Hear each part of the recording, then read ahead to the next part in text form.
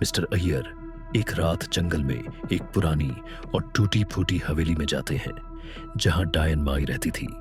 वहां उन्हें आखिरी सच का सामना करना पड़ता है। वह देखता है वह न सिर्फ उसे बल्कि हर देखने वाले को भी सतर्क कर दे। वहां डायन माई नहीं थी बल्कि गांव के पुजारी पंडित जी बैठे हुए थे। उनके सामने एक बड़ा सा नक्शा फैला हुआ था जिसमें जंगल के रास्ते और कुछ निशान बने हुए थे और उनके हाथों में एक खंजर था जिस पर खून लगा था। पंडित जी ने अय्यर को देखा और एक अजीब सी मुस्कान उनके चेहरे पर आ गई। मिस्टर अय्यर, आप यहाँ क्या कर रहे हैं? पंडित जी ने शांत आवाज में पूछा। मैं सच की तलाश में हूँ पंडित जी। विक्की के साथ क्या हुआ यह जानने के लिए, अय्यर ने कहा। उनकी आवाज में दृढ़ता थी। पंडित जी हंसने लगे। सच तो वही है जो लोग मानते हैं और इस गांव में लोग वही मानते हैं जो मैं उन्हें बताता हूं।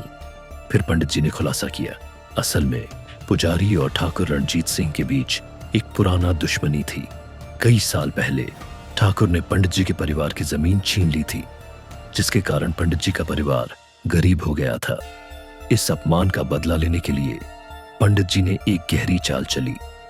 उन्होंने विक्की को अगवा करने का फैसला किया, लेकिन इस तरह से कि किसी को उन पर शक न हो।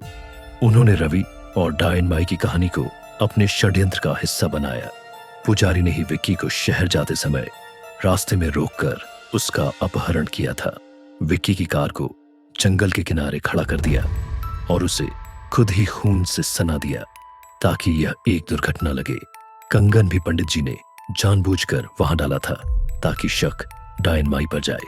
हिसाब होगा कि पीछे भी पंडित जी का ही दिमाग था।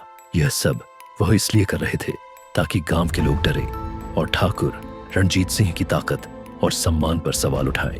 यह सब उन्होंने अपनी खोई हुई इज्जत वापस पाने और ठाकुर से बदला लेने के लिए किया था। लेकिन विक्की अभी भी जिंदा था। पंडित जी ने उसे हवेली के एक गुप्त कमरे में कैद कर रखा था ताकि जरूरत पड़ने पर उसका इस्तेमाल कर सके। अय्यर ने उस गुप्त कमरे का दरवाजा खोला और विक्की को वहां बेसुध पाया।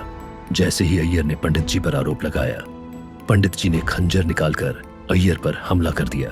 अय्यर ने अपनी जान बचाने के लिए तुरंत एक छलांग लगाई और तभी पुलिस की गाड़ी की लाइटें हवेली पर पड़ी।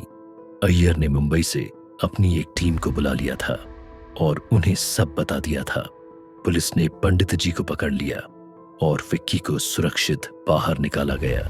ठाकुर रणजीत सिंह को जब पता चला कि उनका सबसे विश्वास पात्र पुजारी ही उनके बेटे का दुश्मन था, तो वह स्तब्ध रह गए। अंत में मिस्टर अय्यर ने साबित कर दिया कि अंधविश्वास और पुरानी कहानियों के पीछे अक्सर इंसान की लालच और साजिशें छिपी होती हैं।